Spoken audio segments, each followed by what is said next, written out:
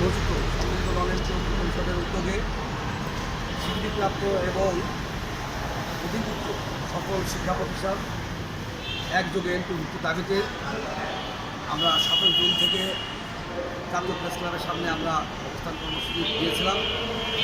সেই পূর্ব নির্ধারিত ঘোষণা অনুযায়ী আমাদের সারা বাংলাদেশ থেকে হাজার প্রতিকূলতা, প্রাকৃতিক দুর্যোগ এবং ঈদের ছুটি কাটতেই গাড়ি ভাড়া প্রায় যা বল তার মধ্যে আসছে।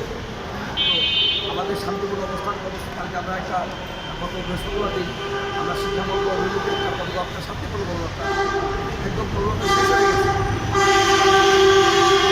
আমাদের সাংবাদিক বন্ধুরা আমাদের কাছে প্রশ্ন করেছিলাম এই ফাঁকে আমাদের শিক্ষকরা রাস্তা বসে এটা আমি জানতে পেরে পরে আমি গিয়ে শিক্ষকদেরকে দিয়ে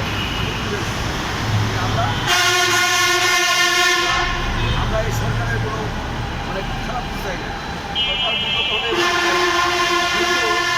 2-3 মিনিটের মধ্যে শত শত পুলিশ এসে আমাদের অনেক শিক্ষকদের উপরে একদম অত্যন্ত হামলা চালায়।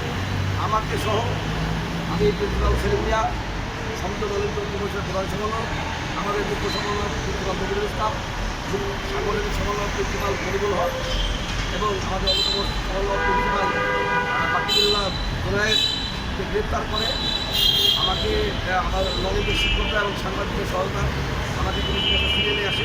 কিন্তু আমাদের 3 জন শিক্ষককে প্রায় একজন আটকে রাখে, তাদের সাথে অন্য ভাষায়